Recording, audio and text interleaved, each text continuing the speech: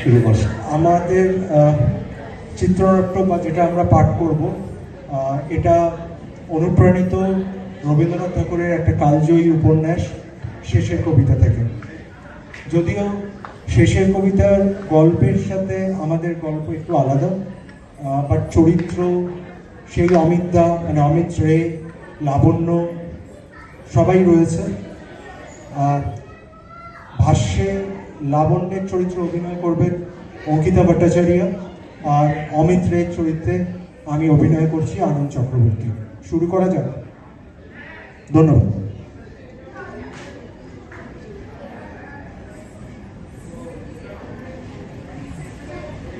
অমিত দা না? চিনতে পারছো? চোখের দৃষ্টি ঝাপসা হয়ে গেছে। কাছে এসো। আমি লাবণ্য। লাবণ্য? কই দেখি। হ্যাঁ, তাই তো।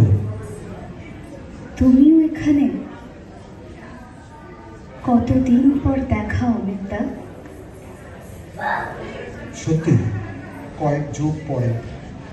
ভাবিনি কখনো এখানে এভাবে তোমার সাথে দেখা হবে।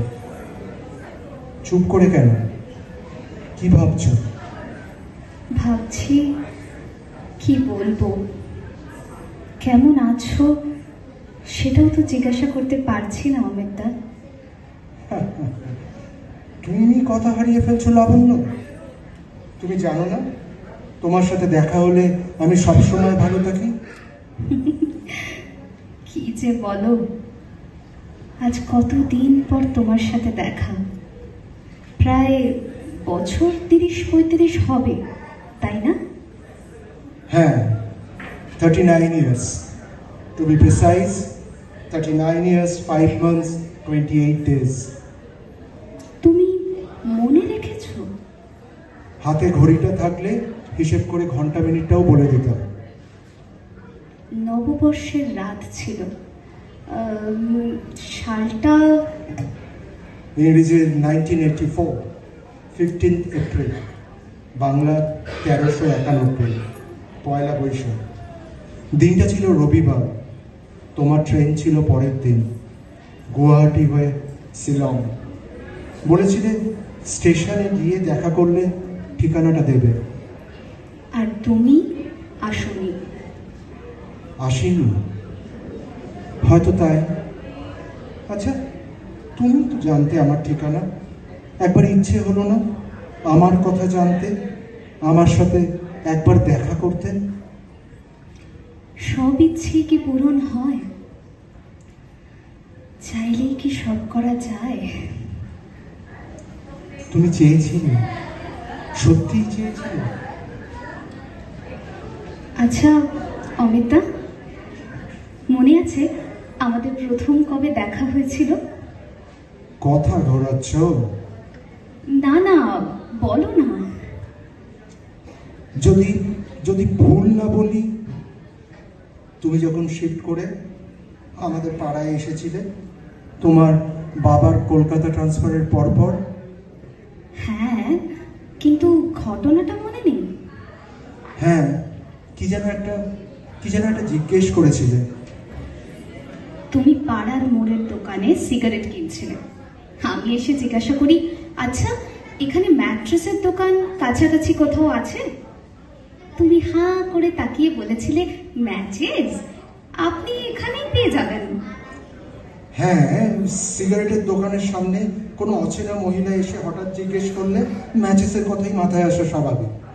বাজে কথা, তুমি জানতেই না ম্যাট্রেস মানে তোষক। হ্যাঁ, একটা বিচ্ছিরি হাসি দিয়েছিল মুখটা চেপে। আমি বেঙ্গলি মিডিয়াম, তখন অত শত ইংরেজি বুঝতাম না। তা তুমিও তো তোষক বলতে পারতে। রেগে যাচ্ছ অমিতা? আচ্ছা, এখনো তুমি রেগে গেলে ইংরেজি বলো। আমি এমনি সময় ইংলিশ বলি।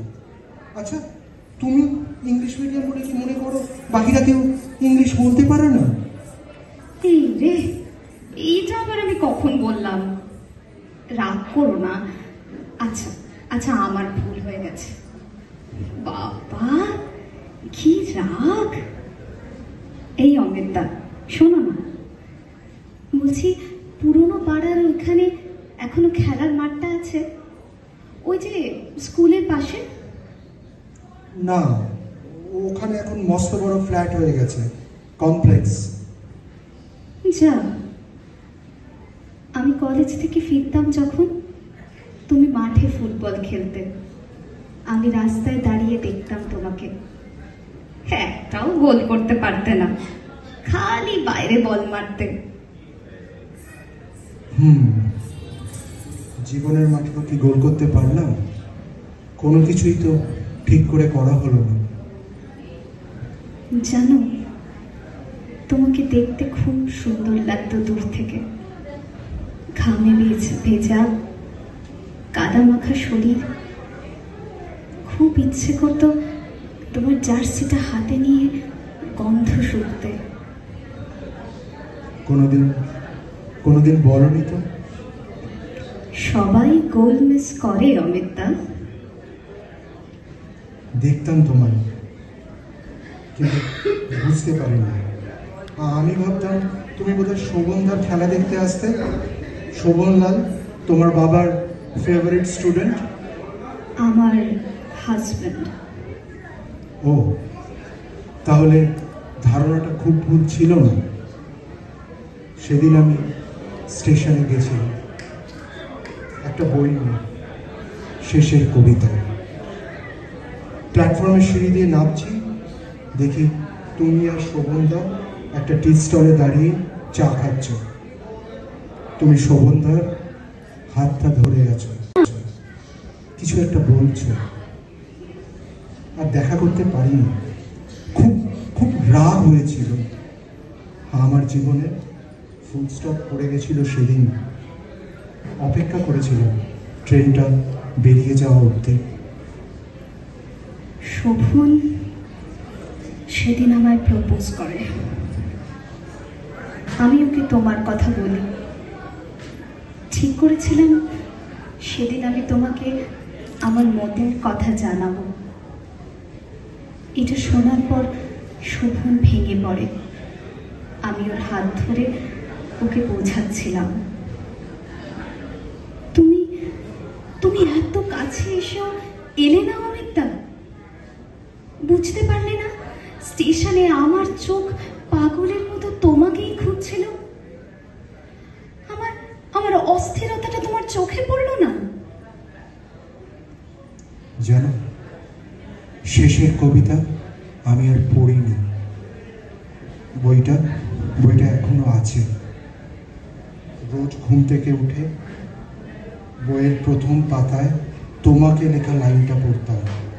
লাবণ্য, আমাদের কবিতার শেষ যেন শেষের কবিতা না হয়।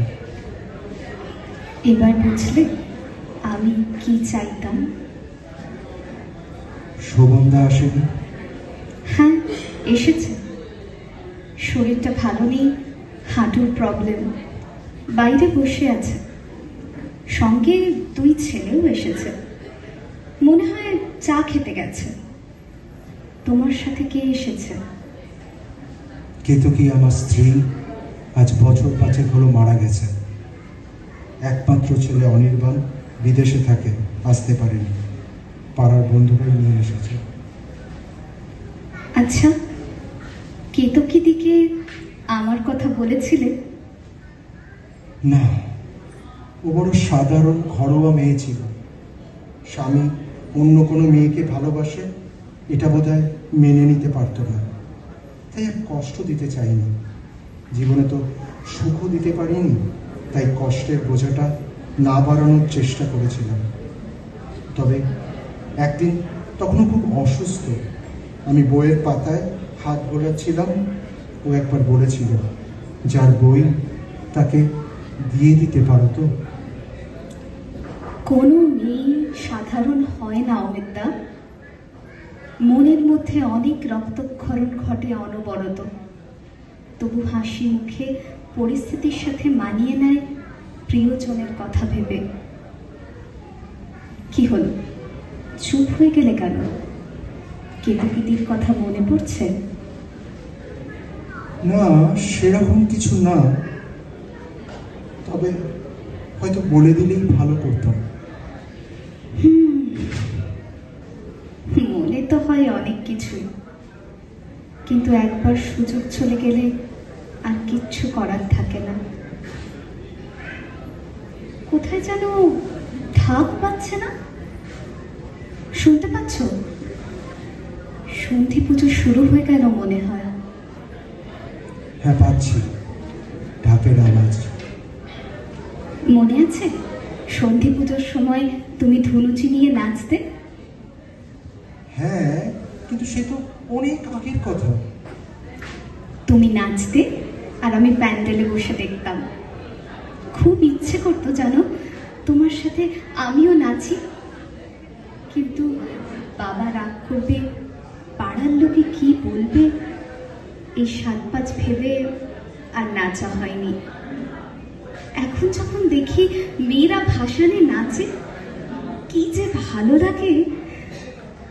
এই তোমার মনে আছে আমরা একসাথে ভাসানে যেতাম? ভিড়ের মধ্যে তুমি আমার সাথে কথাও বলতে না, আছে কেউ দেখে ফেলে। আমি জোর করে তোমার হাত ধরে সোজা চলে যেতাম ফুচকাওয়ালার কাছে। একবারও পয়সা দিই, তুমি খাওয়াতে। মনে নেই আর ফুচকাওয়ালার সাথে ঝগড়া করতে এক্সট্রা ফুচকার জন্য? করবো না, ওটা মেয়েদের জন্মগত অধিকার।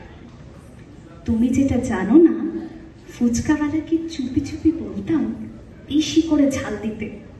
কেন জানো?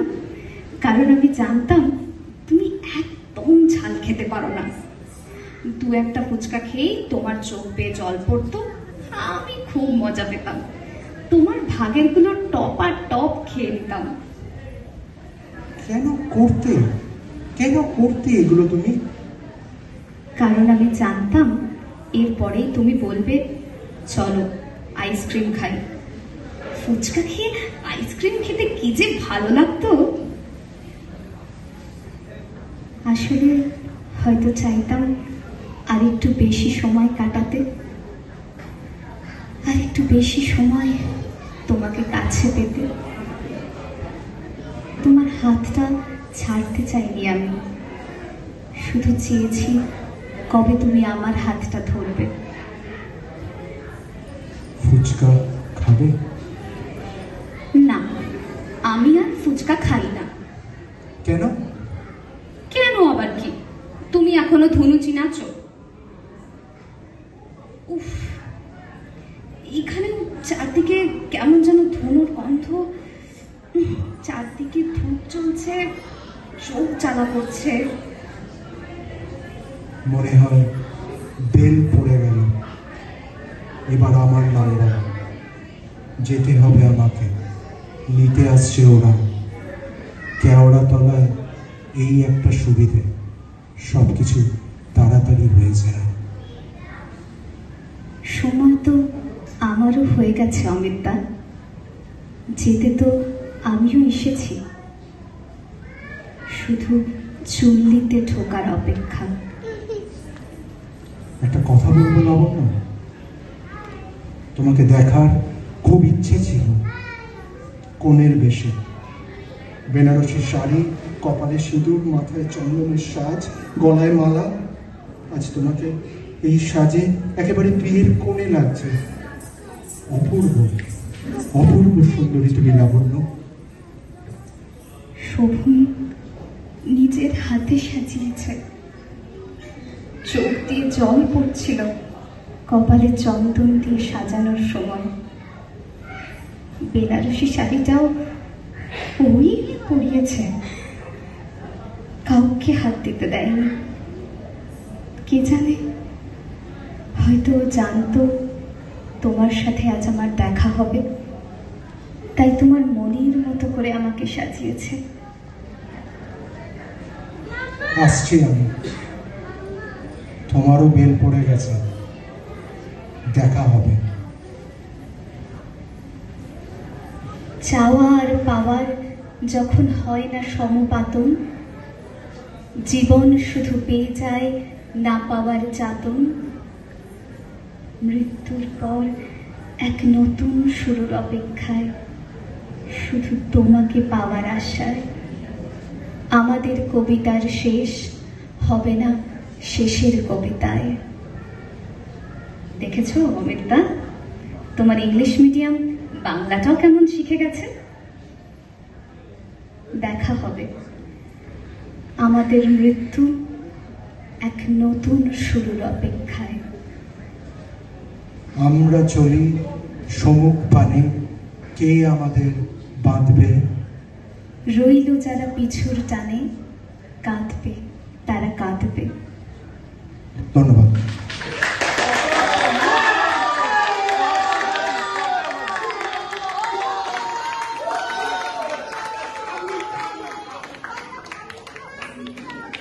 শেষের যে চারটে কবিতা লাইন, এটা রবীন্দ্রনাথ ঠাকুরের শেষের কবিতা থেকেই নেওয়া। বাকিটা আমি চেষ্টা করেছি লিখতে। জানি না আপনাদের কেমন লেগেছে, আশা করি ভালো লেগেছে। ধন্যবাদ। ধন্যবাদ অঙ্কিতাকে, অল্প সময় দিয়েছে। অসংখ্য ধন্যবাদ অঙ্কিতা।